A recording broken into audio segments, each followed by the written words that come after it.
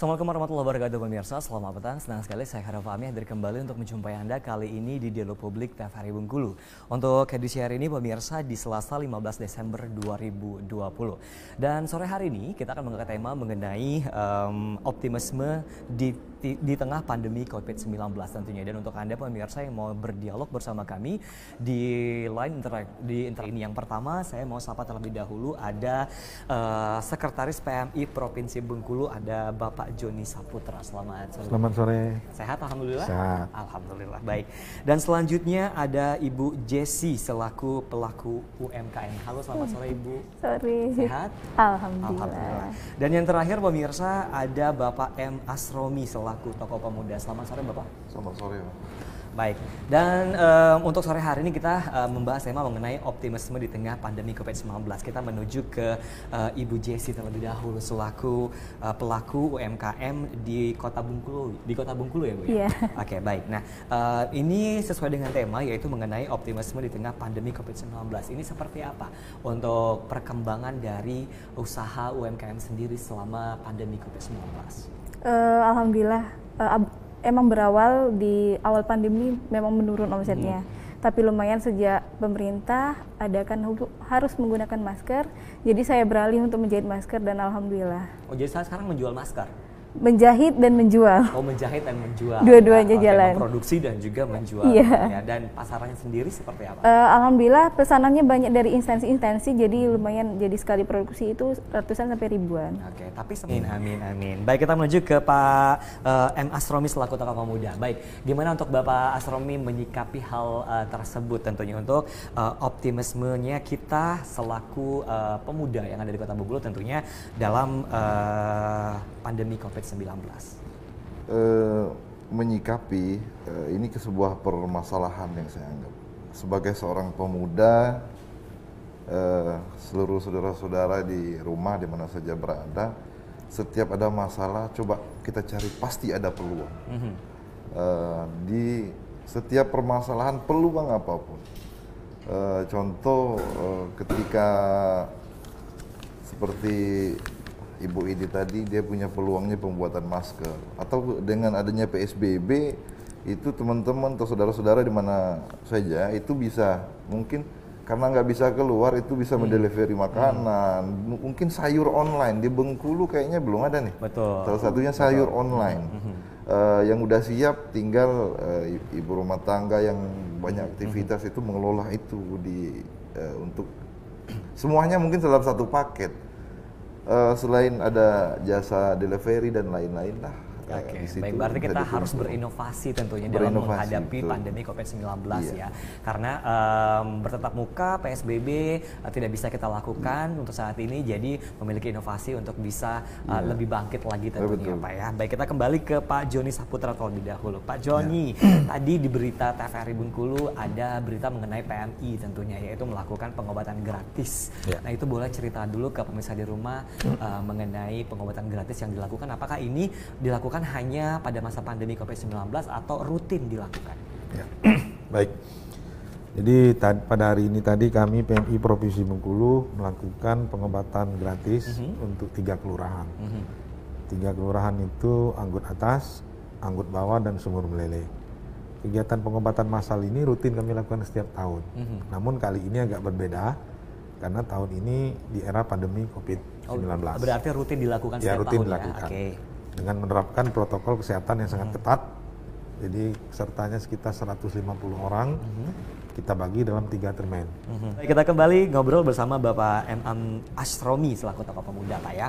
Nah, untuk tokoh pemuda sendiri dari melihat pandemi COVID-19 yang masih berlangsung tentunya, dan pemuda-pemudi Bengkulu masih enggan untuk menggunakan masker dan juga menjaga jarak untuk protokol kesehatan yang ada, itu sebagai tokoh pemuda dari masyarakat Bengkulu sendiri, bagaimana Bapak menyikapinya Pak?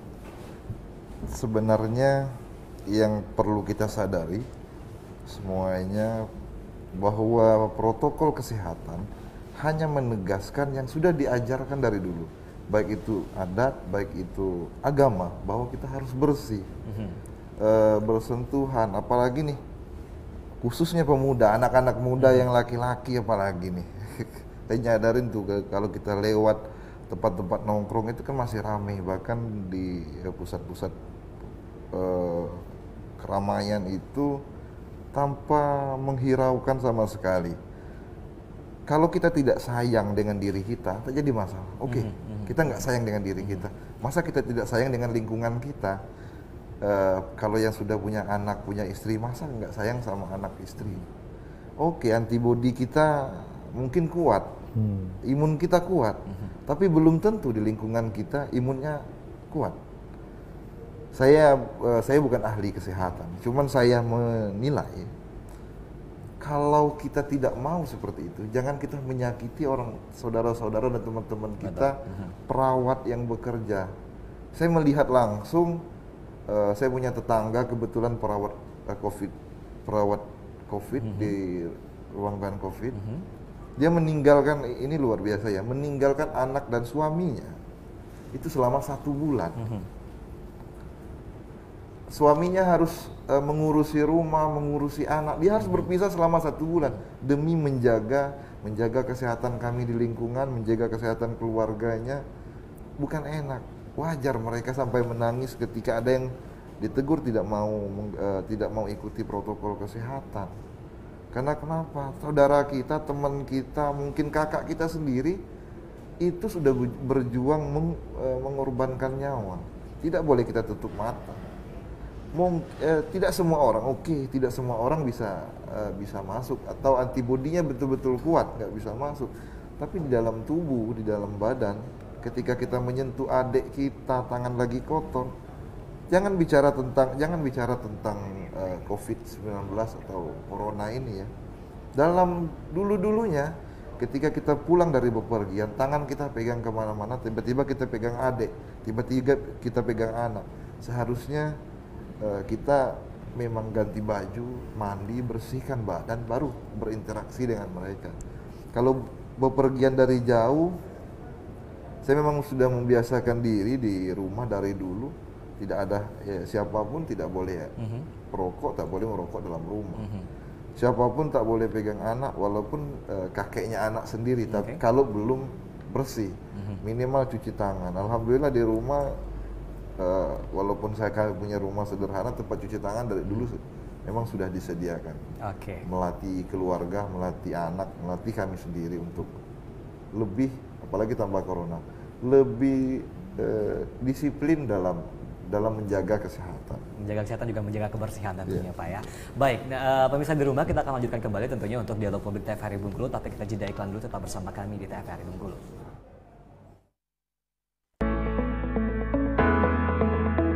Tentunya ya Bu ya.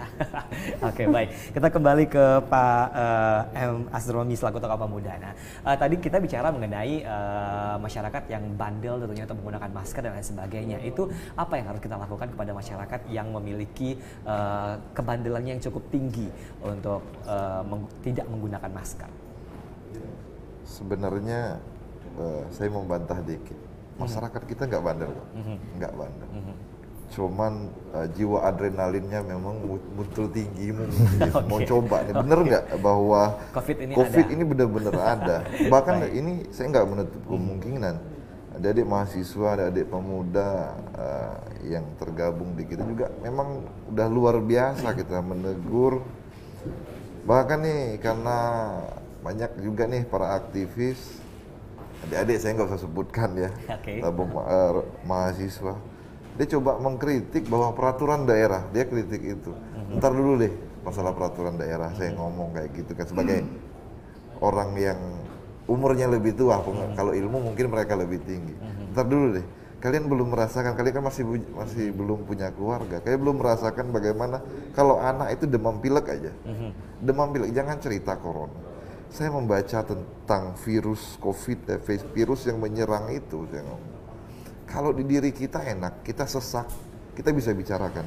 Kalau anak umur katakanlah di bawah 1 tahun, itu lagi sesak, itu gimana dia?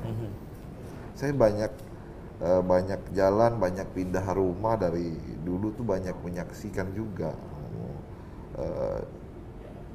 punya adik dan sepupu-sepupu yang penyakitnya seperti itu, dan bahkan kita ingin menggantikan ketika anak bayi atau anak kecil itu yang nggak bisa menjelaskan pada sekelilingnya dia lagi sakit. Jadi untuk pemuda, untuk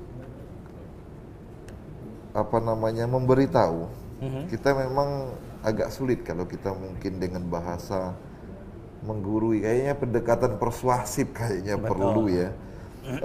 Mungkin di lingkungan itu ada orang kesehatan lah mencoba menjelaskan, benar kata abang tadi, mungkin lewat perusahaan-perusahaan swasta, di kantornya dulu, terus di masjid. Saya alhamdulillah di masjid di Bengkulu ini banyak yang udah, terakhir saya kemarin kalau nggak salah di salah satu masjid kota ini yang nggak pakai masker pun nggak boleh masuk. Walaupun sebenarnya nggak ada larangan, tapi minimal ada semacam edukasi yang menjelaskan, pemberitahuan yang menjelaskan ini nggak boleh loh kalau tidak protokol kesehatan.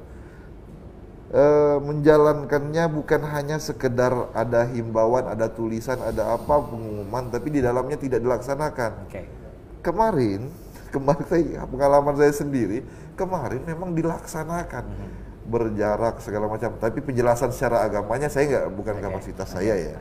Minimal yang paling adrenalinnya, yang paling merasa gagah, merasa ingin mencoba ini kan anak muda usia remaja. Itu yang paling sulit. Di rumahnya dia sudah oke, tapi ketika keluar malu sama teman-teman nih, masker cemen loh. Nah, hal seperti ini mungkin di kelompok remaja Islam Masjid, di kelompok OSIS, di kelompok organisasi kepemudaan, yayasan segala macam itu memang harus lebih dibudayakan supaya hal seperti itu bukan lagi menjadi keterpaksaan, tapi menjadi sebuah kebutuhan. Siasatnya kayaknya kalau yang bicara tentang bagaimana ilmu pengaplikasiannya, abang kita ini yang lebih spesialis kayaknya.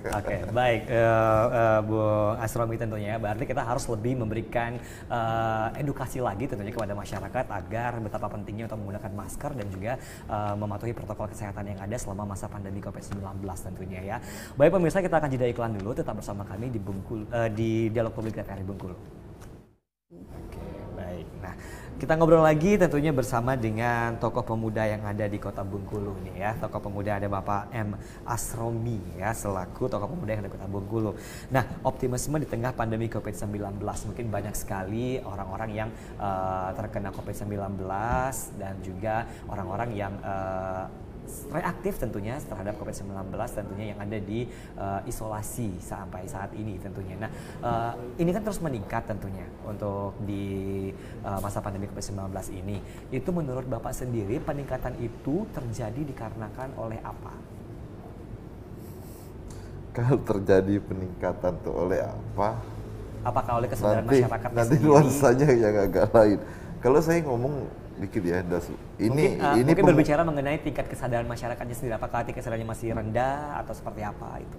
Iya, tingkat kesadarannya mungkin saya ini nggak mau terlalu membuka bahwa saya belak-belakan ya, pemuda ini harus ngomong belak-belakan. Memicu, saya ngomong mohon maaf bang, memicu naiknya yang terpapar COVID-19 itu adalah pilkada. Itu udah jelas. Karena kenapa? Kerumunan, kalau orang yang bisa diukur, mungkin ketemunya anggota KPU atau anggota PPK, PPS, itu bisa diatur. Tapi kalau sosialisasi yang undangannya 50, tapi mungkin antusias dari masyarakat tadi, tempat duduknya cuma disediain 100, terus yang datang 200, gimana yang lain? Apakah betul menjaga jarak? Tahu nggak mereka dari kayak kita aja, saya sama abang saya ini nggak tahu kita habis dari mana, saya dari mana, bang nggak tahu dari mana. Oh mungkin abang tadi ketemu dengan orang yang terpapar, yang nggak tahu, nggak kelihatan deh, atau virus yang menempel. Hal seperti itu yang memicu naiknya apa namanya, populasi apa namanya kalau bahasa ininya ya, terkonfirmasi populasi terkonfirmasi aja. Terus gara-gara kebanyakan waktu yang kosong, yang guru, yang sekolah, yang kuliah itu kan banyak waktu kosong, sehingga membuat waktu untuk berkumpul atau waktu senggang itu banyak. Seharusnya di waktu-waktu yang kosong, kalau istilah zaman kami SMA dulu ada namanya lab skill.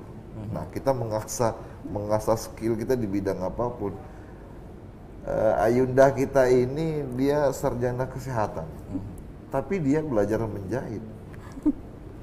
Apakah menjahit tidak bisa kita gunakan apa namanya, mengaplikasikan ilmu yang kita miliki, ilmu akademik yang kita peroleh di bangku sekolah? Kebetulan ini Bang ya, saya latar belakang pendidikan guru sekolah dasar juga. Mohon maaf nih kalau bapak ibu dosen saya dengar.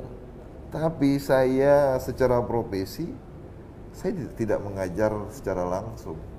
Tapi di perkumpulan ada mahasiswa, pemuda, tetap saya aplikasikan. Sebagai pengusaha, saya harus menjelaskan, saya pedagang ya, katakanlah pedagang hasil laut, saya harus menjelaskan kepada konsumen yang tidak tahu. Di situ kan ada informasi yang harus saya sampaikan. Bahkan kalau ada yang beli lobster, katakanlah beli udang atau beli lobster sama saya, teman-teman saya ngomong, ntar ya, kalau untuk orang tua jangan kasih ini, yang umurnya 40, kenapa proteinnya tinggi, kata orang kesehatan, saya bilang, nanti bisa mengakibatkan apa, kolesterolnya naik. Oh, obat alaminya ini daun ceri direbus, dan saya juga pakai itu, lumayan. Nah, hal-hal seperti ini adalah pengaplikasian ilmu yang saya miliki, mungkin dengan metode-metode dari sekolah, dari bangku kuliah dulu yang saya menyampaikan mungkin agak lain kepada masyarakat. Dan sebagai orang gerakan tadi agak ceplos-ceplos juga sih saya pemudanya. Oke, baik. Gimana menyikapinya, seperti misalnya ada terkait dengan pandemi COVID-19 dan juga terkait dengan yang namanya pelaku usaha UMKM kan, bahwa pelaku usaha UMKM ada beberapa yang ditutup oleh pemerintah, ada beberapa yang diperbolehkan buka oleh pemerintah, tentunya mungkin karena berbagai macam hal yang membuat itu tertutup ataupun juga dibuka oleh pemerintah. Itu kenapa ada yang boleh dibuka, ada yang tidak boleh dibuka untuk usaha UMKM yang ada di Kota Bengkulu? Misalnya seperti kafe itu tetap dibuka padahal mereka tidak menjaga jarak ataupun juga physical distancing atau yang lainnya. Bisa dijelaskan mungkin sebagai tokoh pemuda. Kalau yang seperti itu, apa yang harus ditutup, pasti pemerintah punya kajian dan dasar yang dalam ya, punya kajian ilmiah, punya penelitian dampak positif negatif, pasti dia melalui kajian dalam mengambil keputusan. Yang namanya pemerintah itu tetap ada komponen-komponen, yang hukum ada ahli hukum, yang kesehatan ada ahli kesehatan. Nggak mungkin mereka menutup itu. Cuman sebagai masyarakat, sebagai pemuda, sebagai warga negara Indonesia, sekali lagi saya bicarakan, banyak lagi celah, banyak lagi peluang. Setiap ada masalah, saya diajarkan oleh guru saya dulu, setiap ada masalah di situ pasti ada peluang. Peluang rumah makan tutup bukan berarti produksi kita yang harus tutup. Resto tutup, produksi kita jangan harus tutup. Apa inovasi formula atau istilah sekarang tuh formulanya itu apa? Orang, katakanlah orang hobi makan bakso, kalau dulu orang belinya per mangkok langsung siap makan atau udah jadi, coba kita kemas baksonya itu per kilo, per 500 gram, dan itu jual. Pasarnya kalau dulu Kota Bengkulu itu pasarnya 9 kabupaten plus 1 kota atau provinsi tetangga. Sudah banyak kok pengiriman keluar, bahkan keluar negeri, walaupun kita lewat jauh pun bisa, tergantung kita mau atau tidak.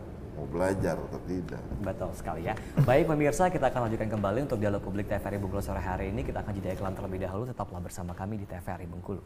Baik, kembali ke Pak Ansori selaku tokoh pemuda, boleh silakan sedikit saja tentunya untuk kritik, saran ataupun juga masukan untuk optimisme di tengah pandemi COVID-19, kesimpulan kita sore hari ini. Silakan Pak.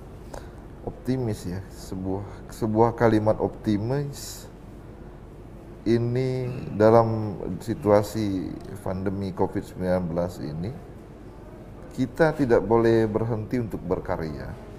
Cuma kita disuruh lebih banyak berkarya dengan menjaga kesehatan. Cuma itu kesimpulan. Oke, cukup? Oke, cukup. Cukup, baik, luar biasa, singkat, padat, dan jelas tentunya ya. Harus tetap berkarya selama masa pandemi COVID-19, itu merupakan satu optimisme yang cukup tinggi tentunya untuk menghadapi masa pandemi COVID-19 tentunya. Baik, terima kasih banyak atas kehadirannya sore hari ini. Ada Bapak M. Asromi selaku tokoh pemuda, dan juga terima kasih untuk Ibu Jessi selaku pelaku UMKM, sukses selalu tentunya. Dan juga ada Pak Joni Saputra selaku Sekretaris PMI Provinsi Bengkulu, terima kasih banyak, sukses selalu juga. Dan pemirsa di rumah, terima kasih juga atas kebersamaan sore hari ini. Semoga apa yang kita sampaikan sore hari ini dapat bermanfaat bagi kita semuanya. Saya Khairul pamit. Wassalamualaikum warahmatullahi wabarakatuh dan sampai jumpa kembali.